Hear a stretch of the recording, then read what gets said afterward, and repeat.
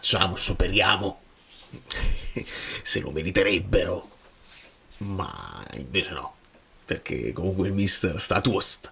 Cominciamo.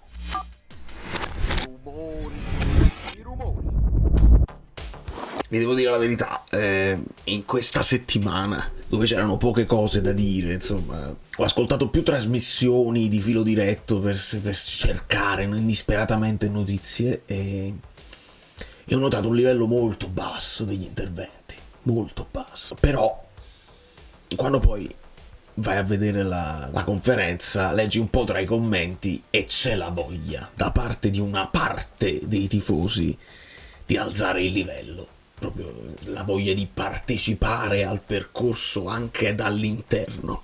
Benvenuto Antonio De Luca, benvenuti a tutti i nuovi iscritti. Io vi ringrazio, sono veramente commosso. E la riflessione la allargo un attimo e poi andiamo dalle parole di Conte. Mi arrivano estratti, per esempio, dei video di cronache di spogliatoio e la mia risposta è che noi non siamo rappresentati a livello nazionale da nessuno. Quindi quando si fanno le analisi del Napoli, delle cose del Napoli, sono analisi superficiali, più o meno volontariamente, perché tanto chi li va a contraddire? Non c'è nessuno che ci rappresenta a livello nazionale. Ci aggiungi che poi quando ci sono delle situazioni, vedi quello che è successo anche alla Yolanda, e per aver espresso solidarietà a Manuel Parlato viene fatta fuori anche lei da Sport Italia. Insomma, troppo siamo tra di noi e Conte penso se ne sia accorto. Lasciate un like con fiducia, alla fine non so se sposta a punti tutto questo. Sarebbe bene avere un punto di riferimento nelle trasmissioni chiave, ma dobbiamo fare come fa il Napoli di necessità virtù. Io vi ho anche spiegato perché alcune domande, ma mo ci arriviamo, nel caso in cui qualcuno non sapesse chi sono. Cosa è cambiato dopo il se vogliamo possiamo, dichiarazioni post-int? Niente, non è cambiato niente. Stessa intensità negli allenamenti, le parole non cambiano, bisogna fare i fatti, ovviamente. Ma si insiste, dice, ma forse è cambiata l'ambizione, perché dopo la partita l'ambizione viene consolidata. E Conte spiega ancora una volta che l'ambizione è figlia del lavoro. Prendi l'Inter, tu fai due partite, che sono due partite completamente diverse, ti porta la soddisfazione la seconda partita, però poi ti giri la partita col Como, gli ha fatto malissimo a Conte, o benissimo, a seconda dei casi. Quindi tu devi essere regolare nel modo in cui affronti poi la stagione, senza troppi alti e troppo bassi. Fa la famosa iperdepressione o troppa esaltazione. Conte la dice chiara, non si vincono i campionati, non si vincono se vuoi vincere i trofei e i campionati devi essere regolare. L'altra domanda dice da 43 giorni manca la vittoria, quindi l'obiettivo del Napoli più o meno è quello, eccetera eccetera. L'obiettivo, ripete Conte, è rendere i tifosi felici. Cerco di portarla anche da di voi, però vedo che qualcuno svicola. Fate fatica. Fate fatica perché pensate che io ci deve incontrare più spesso, magari. Ci incontra più spesso. No. Se stampa quest'anno, più spesso ancora? No. Ma non abbiamo, cioè li ho visti felici dopo la partita, ma non abbiamo vinto. È più esigente di noi. Conte spesso è più esigente di noi tifosi, e per uno con la mia mentalità un pareggio è una mezza delusione, perché è una mezza sconfitta. Poi ripete una cosa che vi ho detto da un po' di tempo: recuperare gli infortunati anche per poter fare delle scelte. Poi sì, deve migliorare sicuramente, ma è difficile migliorare senza anche quello sfogo tattico che era Neres, quindi si sta facendo veramente probabilmente il massimo. Poi arriva la domanda, quella che a tutti i tifosi interessa. Andiamocene dalla partita, non ci interessa, ma lei che ha deciso di vivere la città, di andare a Scampia, eccetera, eccetera. Signori, ve l'ho spiegato più volte. Queste domande sono da contratto, non è che si mettono d'accordo così, ma c'è un tacito accordo, probabilmente tacito, o anche palese, che il Napoli ha bisogno di postare sui social un estrattino magari della conferenza. Quando si fa conferenza tutta di calcio, su Instagram non esce niente. Di conseguenza, se esiste una domanda che porta l'allenatore a parlare dei tifosi, della città, della passione, delle maglie sudate o delle bandiere che sventolano, lì il Napoli può fare il ritaglio e postarla su Instagram. Questa risposta sul vivere la città la vedrete, poi me lo scriverete nei commenti, la vedrete postata sull'Instagram del Napoli. Quindi o è una scelta proprio di contratto, cioè la radio partner. Oggi fai la domanda sui tifosi, non fare nessuna domanda tattica, tanto Conte non ti caga proprio con la domanda tattica. Fai la domanda sui tifosi che noi dobbiamo postare e non vi pigliate collera. È anche una necessità del Napoli, perché non c'è voglia di alzarlo il livello, c'è voglia di mantenerlo là con quelli là che forza Napoli sempre. La voglia è quella. Insomma, Conte dice: vivere la città mi piace, non mi voglio chiudere, perché se poi torno a casa continuo a lavorare, quindi io voglio vivere la città, capire certe dinamiche. Poi arrivo Golini, si riaggancia. Perché uscire da questa cosa? Ci riagganciamo. C'è stato uno switch da parte dei tifosi dopo la partita con l'Inter, le chiedono eccetera eccetera, che cosa le dicono.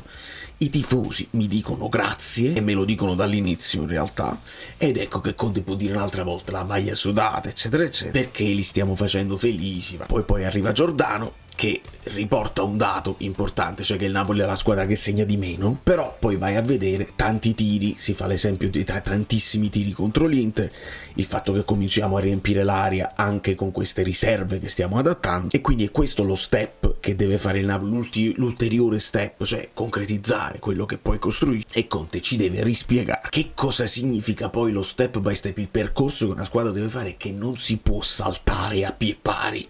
Quando tu dici da vincere subito il primo anno, e non dobbiamo essere delusissimi perché già abbiamo fatto oltre quello che era possibile. Questo significa costruire le strutture vincenti. Vai a vedere i gol nelle gambe della rosa, nello storico. L'esempio lui non lo fa, ma l'esempio è, chissà, se un giocatore fa 1 o 2 gol all'anno massimo di base nella sua carriera e già lo porti a farne fare 4, già è uno step importante. Fagli arrivare a 10 e sarebbe una follia. Quando vai a vedere poi l'Inter, 19 gol da calcio da fermo, il che significa che hanno bravi tiratori, giocatori strutturati che sanno intervenire di testa eccetera eccetera, e quello poi ti porta tanti punti. E quando lo dici, io lo so che questo è un concetto difficile da capire, però se le volete recepire io sto qua che ve li dico, altrimenti va niente. La maglia sudata, le finali, le 11 finali. Poi gli si chiede del momento di forma di McTominay e di Gilmour, e Conte ci conferma che sì, McTominay ha avuto un paio di giorni dove si è allenato non al meglio, insomma questo sovraccarico che va gestito, e poi Gilmour ha fatto una grande gara, e ripeto, io gioco a chi merita, ci saranno 11 battaglie. Quando dice battaglie a me piace, quando poi dice 11 finali non lo segue il mister, perché Di Lorenzo è diffidato. E se è una finale, io dico a Di Lorenzo vatti a pigliare sto cartellino così.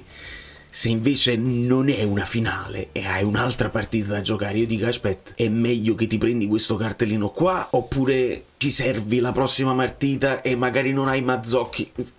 Questi ragionamenti nelle finali non si fa. Insomma, Gilmour ha giocato bene con l'Inter, giocherà, poi ripete l'Inter, ma giocherà con la Fiorentina, se giocherà con la Fiorentina continuerà eccetera. E poi gli chiedono mister, ma lei è arrabbiato, mi sembra arrabbiato, e con molta serenità in realtà, perché poi non è che sbotta, ma con molta serenità dice, ma io sono così, cioè se mi vedete io sono in pre-partita, mancano 24 ore alla partita, conseguenza sto così, la vivo così, dovete accettarlo. Magari mi avete visto un po' più sereno quando faccio la conferenza 48 ore prima, ma io cerco di portare la concentrazione anche a me stesso e cerco di portarla anche a voi, ma vedo che fate fatica. Questa frase dove Conte dice ai giornalisti fate fatica vale il prezzo dello svegliarsi al mattino dopo aver suonato ieri. Tra l'altro un abbraccio a Luigi e alla famiglia. E poi c'è il siparietto, dice allora ci dobbiamo incontrare più spesso, dice il giornalista. Lombardo dice ma con più spesso tutte queste conferenze, perché stiamo facendo tutte le conferenze. Non si può fare. E quindi che Fiorentina incontriamo? La Fiorentina è una squadra forte, ha fatto un buon mercato di gennaio, la frecciatina così, ha vinto con l'Inter 3-0, insomma darà filo da torcere, lo sappiamo. Abbiamo visto un Napoli camaleontico, quindi tutti questi moduli che abbiamo fatto. Domani cosa ci dobbiamo aspettare? Il Napoli è una squadra che adesso ha tante conoscenze apprese nelle difficoltà. Conte ci dà un altro concetto interessante. Dice io poi rido quando voi stilate i moduli, vi divertite e cercate di spiegare le cose, sistemi di gioco. Dobbiamo già prima di tutto valutarli nelle due fasi, perché si fa una cosa in fase di possesso e una cosa in fase di non possesso, e qua finirebbe proprio giornalismo evoluto. E poi arriva l'ultima domanda, dici resto sulla tattica, è pericoloso con lei, io tengo paura proprio, paura di fare brutte figure. Quindi è tattica, l'ultima domanda, il centrocampo, lei ha scelto il centrocampo di palleggio con Gilmour, però poi è arrivato con Billing il gol, così, quindi con più fisicità. Il centrocampo di palleggio è diverso dal solito rispetto a quello che aveva fatto finora. E io vorrei rispondere grazie al Dazio, che è diverso, perché se tu sostituisci Billing con Anghissà, cioè Anghissà con Billing, non è che hai le stesse caratteristiche che ha Anghissà. E quindi Conte risponde: quando cambi, 2 motivi. 1 è perché non sei convinto di quanto stai facendo. 2 per necessità. Quindi la necessità era: devo sostituire Anghissà. Come lo sostituisco?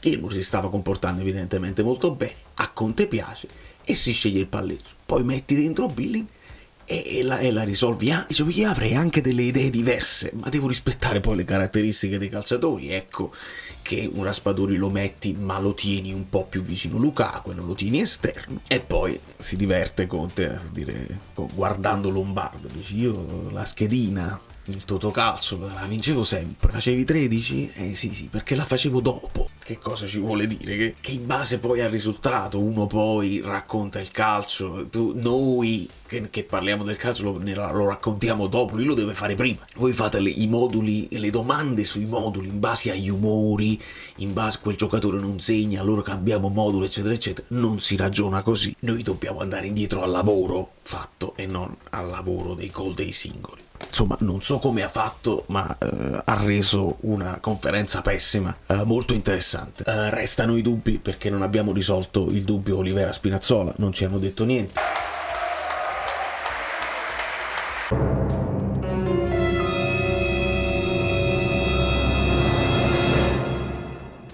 Il dubbio McTominay teniamocelo, io credo che si stringerà i denti, perché sostituire McTominay con Billing si può fare in teoria, a livello di centimetri ci siamo, ma a livello di modo di toccare il pallone no. E quindi avere un centrocampo Gilmour, Lobotka, Philip, potremmo perdere dei punti di riferimento e perdiamo i gol nelle gambe.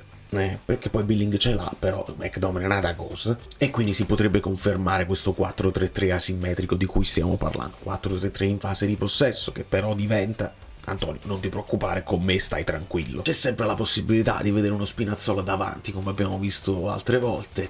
Però, secondo me, Conte almeno un cambio lo vuole tenere in panchina, uomo su uomo. Giocarsi i 2 terzini sinistri titolari forse non è l'idea. Accarezzo sempre l'idea, e la leggevo nella chat del Napoli, che Okafor stia benissimo e che possa essere lanciato dall'inizio improvvisamente così. Non lo so, non lo possiamo sapere, non ce l'hanno detto quanto stia bene, quanto abbia recuperato Okafor. Secondo me dovrà aumentare prima il minutaggio da subentrato e poi diventare un titolare. O forse non lo diventerà mai, potrebbe recuperare Neres prima che Okafor entri in una forma minima e decente per essere titolare nel Napoli, che deve fare 11 finali, 10 finali, 9 finali. Beh, io immagino che voi non vi stiate vedendo Parma-Torino o Como-Venezia, possono essere partite interessanti. Magari avete visto questo video e poi adesso andate a vedere Lecce-Milan. Oppure avete visto questo video e andate a vedere Inter-Mons, vi può interessare? Noi la guardiamo così, spassionatamente, diciamo, da New York, Valerio Fluido e tutto. Vi abbraccio e vi bacio e vi ringrazio, perché la sento nell'aria, la voglia di crescere. Sono 12 finali, 11 finali, 10 finali, 9 finali.